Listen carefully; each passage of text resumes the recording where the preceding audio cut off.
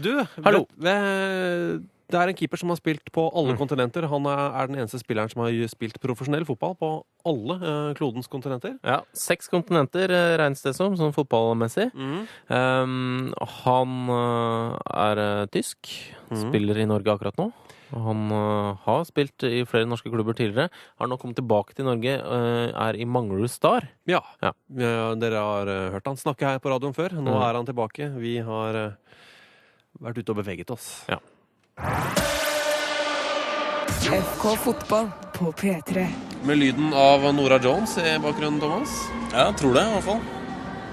Jeg ikke så bra på akkurat sånn musikk, men jeg tror det det. Vi satser på det. Bare sier at det Nora Jones. Ja. Så har vi fått lov til å møte på vår favoritt-tysker.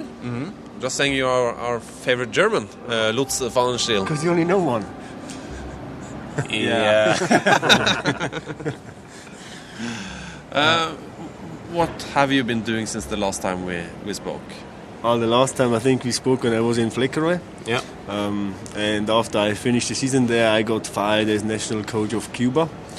Together with Reinhold Fons. We got nicely kicked out. And since then I actually concentrated on my project Global Goal, where I worked a lot and made lots of progress. And playing-wise, I had some good offers from Africa, from Namibia and from Sudan. And I ended up in Manglerud Star. So it was a tough decision, but I wanted to come back to Norway, and we have now a good project running there in Manglerud. So actually I'm quite glad to be back in Oslo. Let's concentrate on the football to begin with. Why did you get fired from the job in Cuba? It was actually 2 reasons. We got beaten by the States, so we missed out on the World Cup, which was pretty normal, I would say, but the Cuban government expected a little bit more from us, as they got 2 German coaches in and they thought America needs to be beaten. There was one reason, but secondly, the biggest problem was that 2 of our players ran away in the States. And there was the state security there, and kind of like we got a little bit of a blame that we knew that the players were running away, which of course we didn't know. Otherwise, but they did run away, and I wish them good luck over in America. And why didn't you end up in Namibia? Well, Namibia was interesting for me, but actually one of the reasons why I decided to come back to Norway instead of the 2 African countries was simple, that the distance to Germany, where I have to go a lot now because of my social project, my charity project. So to fly once a week from Windhoek to Munich, I think I would have been more in the air than being on the football field. So I think Oslo is a better option. So instead you brought Namibians to Oslo? Yeah, we did a very, very good transfer coup, I would say. We signed Oliver Risse, the national captain of Namibia in Manglerud Star. He was playing for Borussia Dortmund, Hannover 96 in Germany. And I think Norwegian football lovers will see him in the near future in a very, very high division in Norway. At least I hope so. And how about your role? Are you just a goalkeeper or a coach too?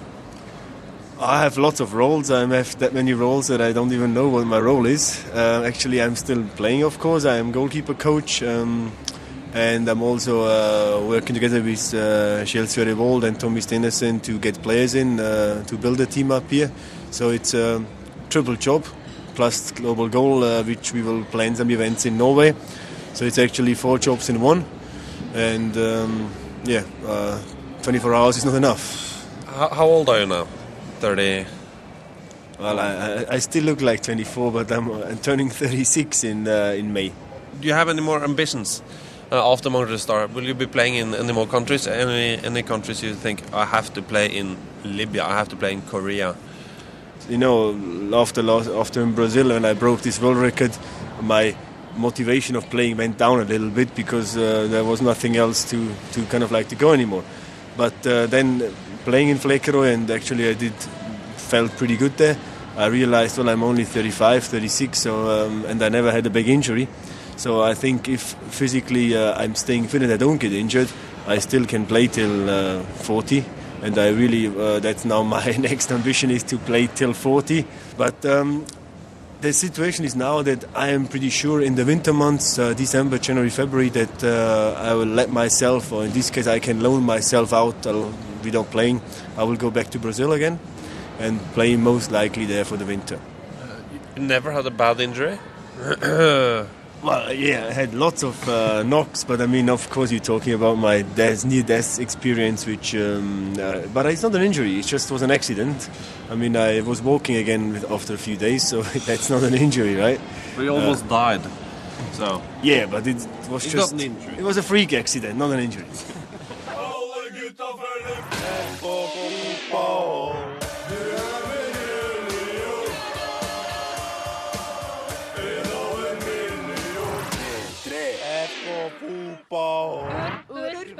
Du, Lutz Pfannenstiel, som vi da driver og prater med her. Ja. Vi har gjort det allerede. Ja, men det er Ikke noe hemmelighet det at vi møtte ham på Oslo City. Nei, vi nevnte det egentlig i stad. Så sånn veldig hemmelighet, det vil jeg ikke si der. Nei. Men han nevnte helt på slutten, rett før røyksopp, at han hadde en near-death experience, en nær-døden-opplevelse, hvor han spilte for Bradford Park Avenue, så jeg husker, hvor han får kne til en motspiller i brøstet, treffer brystbenet, eller sternum, som det heter. Og han hjertet slutter vel å slå 3 ganger. Ja, og havnet på sykehuset og ble holdt i livet av en fysio, var det vel, som var kjapp på pletten. Men som han sa, det er ikke en skade, vet du. Det er mer en freak accident. Ja, ok. Forrige gang vi pratet med han, så nevnte han at han da skulle dra i gang en svær sånn veldedighetskamp, som da skulle spilles på Antarktis for å liksom øke fokus på global oppvarming. Ja, og Lutz Pfannenstiel er jo en mann som gyver løs på ting. Han har en vanvittig arbeidskapasitet. Ja. Og noen ganger så blir de jo litt større da. Ja, for det har jo utviklet seg en del da. Ja. I grunnen, det er ikke bare en kamp nå lenger. Det blir så mye at den kampen skulle vært spilt i slutten av 2009. Nå det måtte bli flyttet til 2010. Ja, han kan jo forklare noe av grunnen til det. Yeah, I mean, that was actually now, since our last conversation, the major point in my life. I mean, as you can see on the dark rings under my eyes, I didn't sleep much the last few months, so I'm really working hard on this project. It's called Global Goal, and Global Goal is a charity organization where we actually use the most global game, football. We're using it as an instrument to increase the awareness of global warming, which is obviously at the moment the most global problem we have. And we're not making it into a political issue, but we want to use the sports, the other sports, not just football, but also the show business, music. We want to use the stars, people who are involved in football, who are involved in the show. We want to get them involved to actually use the popularity of themselves, of their job, to fight against global warming. Get in some money, and we have deals with National Geographic, we have deals with Greenpeace and big other social organizations, so we can actually also donate some money. And we want to play games not just in Antarctica. I mean, that was the first idea, was to play one game in Antarctica, but by now we have games organized in Pakistan, in Tanzania, in Spitsbergen, in Nepal, in Brazil.